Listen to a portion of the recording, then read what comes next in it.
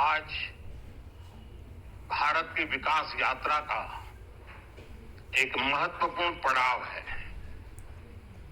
140 करोड़ भारतीयों की आकांक्षाओं का बजट है। ये हर भारतीय के सपनों को पूरा करने वाला बजट है। हमने कई सेक्टर्स युवाओं के लिए खोल दिए हैं।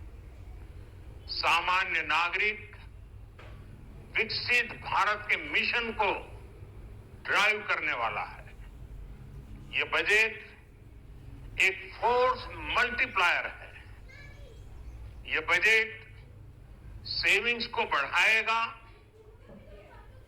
इन्वेस्टमेंट को बढ़ाएगा, कंजम्पशन को बढ़ाएगा और ग्रोथ को भी तेजी से बढ़ाएगा। मैं वित्त मंत्री निर्मला सीतारमण जी और उनकी पूरी टीम को इस जनता जनार्दन का बजट, पीपल्स का बजट, इसके लिए बहुत बहुत बधाई देता हूं। साथियों, आमतौर पर बजट का फोकस इस बात पर रहता है कि सरकार का खजाना कैसे भरेगा, लेकिन ये बजट उससे बिल्कुल उल्टा है।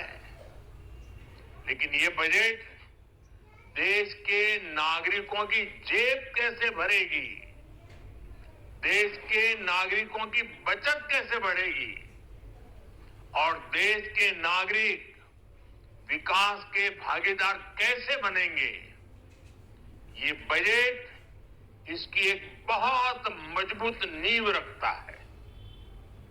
साथियों, इस बजट में रिफॉर्म की दिशा में महत्वपूर्ण कदम उठाए गए हैं। न्यूक्लियर एनर्जी में प्राइवेट सेक्टर को बढ़ावा देने का निर्णय बहुत ही ऐतिहासिक है। ये आने वाले समय में सिविल न्यूक्लियर एनर्जी का बड़ा योगदान देश के विकास में सुनिश्चित करेगा। बजट में रोजगार के सभी क्षेत्रों को हर प्रकार से प्राथमिकता दी गई है। लेकिन मैं दो चीजों पर ध्यान आकर्षित करना चाहूंगा। उन रिफॉर्म्स की मैं चर्चा करना चाहूंगा जो आने वाले समय में बहुत बड़ा परिवर्तन लाने वाले हैं। एक, इंफ्रास्ट्रक्चर स्टेटस देने के कारण भारत में बड़े शिप्स के निर्माण को बढ़ावा मिलेगा। आत्मनिर्भर भारत अभियान को गति मिलेगी और हम सब जानते हैं कि शिप बिल्डिंग ये सर्वाधिक रोजगार देने वाला क्षेत्र है। उसी प्रकार से देश में टूरिज्म के लिए बहुत संभावना है। महत्वपूर्ण 50 टूरिस्ट डेस्टिनेशन, वहां पर जो होटल्स बनाएंगे, उस होटल को पहली बार इंफ्रास्ट्रक्चर के दायरे में लाकर टूरिज्म पर बहुत बल दिया है। इससे हॉस्पिटैलिटी सेक्टर को, जो रोजगार का बहुत बड़ा क्षेत्र है, और टूरिज्म जो रोजगार का सबसे बड़ा क्षेत्र है, एक प्रकार से चारों तरफ रोजगार के अवसर पैदा करने वाला एक क्षेत्र को ऊर्जा देने वाला काम करेगा। आज देश विकास भी, विरासत भी इस मंत्र को लेकर चल रहा है। इस बजट में भी इसके लिए भी बहुत महत्वपूर्ण और ठोस कदम उठाए गए हैं। 1 करोड़ पांडुलिपियों के लिए, संरक्षण के लिए, मैन्युस्क्रिप्ट के लिए ज्ञान भारतम मिशन लॉन्च किया गया है। साथ ही भारतीय ज्ञान परंपरा से प्रेरित एक नेशनल डिजिटल रिपोजिटरी बनाई जाएगी। यानी टेक्नोलॉजी का भरपूर उपयोग किया जाएगा और हमारा जो परंपरागत ज्ञान है उसमें से अमृत निचोड़ने का भी काम होगा। साथियों, बजट में किसानों के लिए जो घोषणा हुई है वो कृषि क्षेत्र और समूची ग्रामीण अर्थव्यवस्था में नई क्रांति का आधार बनेगी।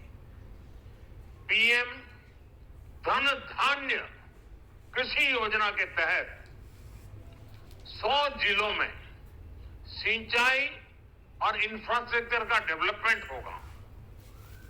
किसान क्रेडिट कार्ड की लिमिट 5 लाख तक होने से उन्हें ज्यादा मदद मिलेगी। साथियों, अब इस बजट में 12 लाख रुपए तक की आय को टैक्स से मुक्त कर दिया गया है। सभी आय वर्ग के लोगों के लिए टैक्स में भी कमी की गई है। इसका बहुत बड़ा फायदा हमारे मिडिल क्लास को, नौकरी पेशे करने वाले जिनकी आय बंधी हुई है ऐसे लोगों को, मिडिल क्लास को इससे बहुत बड़ा लाभ होने वाला है। उसी प्रकार से जो नए नए प्रोफेशन में आए हैं, जिनको नए नए जॉब मिले हैं, इनकम टैक्स की ये मुक्ति उनके लिए एक बहुत बड़ा अवसर बन जाएगी। साथियों, इस बजट में मैन्युफैक्चरिंग पर 360 डिग्री फोकस है ताकि एंटरप्रेन्योर्स को, एमएसएमईज को, छोटे उद्यमियों को मजबूती मिले और नई जॉब पैदा हो। नेशनल मैन्युफैक्चरिंग मिशन से लेकर clean tech, leather, footwear, toy industry जैसे अनेक सेक्टर्स को विशेष समर्थन दिया गया है। लक्ष्य साफ है कि भारतीय प्रोडक्ट्स ग्लोबल मार्केट में अपनी चमक बिखेर सके। साथियों, राज्यों में इन्वेस्टमेंट का एक वाइब्रेंट कॉम्पिटिटिव माहौल बने, इस पर बजट में विशेष जोर दिया गया है। एमएसएमईज और स्टार्टअप के लिए क्रेडिट गारंटी को दोगुना करने की घोषणा भी हुई है। देश के एससी, एसटी और महिला जो नए उद्यमी बनना चाहते हैं उनको 2 करोड़ रुपए तक के लोन की योजना भी लाई गई है और वो भी बिना गारंटी। इस बजट में न्यू एज इकोनॉमी को ध्यान में रखते हुए गीग वर्कर्स के लिए बहुत बड़ी घोषणा की गई है। पहली बार गीग वर्कर्स का ई श्रम पोर्टल पर रजिस्ट्रेशन किया जाएगा।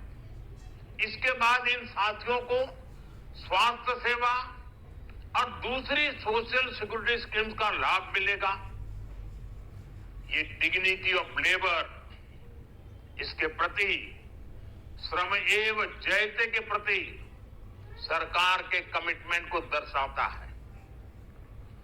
रेगुलेटरी रिफॉर्म से लेकर फाइनेंशियल रिफॉर्म्स, जन विश्वास 2.0 जैसे कदमों से मिनिमम गवर्नमेंट और ट्रस्ट बेस्ड गवर्नेंस के हमारे कमिटमेंट को और बल मिलेगा। साथियों, ये बजट न केवल देश की वर्तमान आवश्यकताओं को ध्यान में रखता है बल्कि हमें भविष्य की तैयारी करने में भी मदद करता है।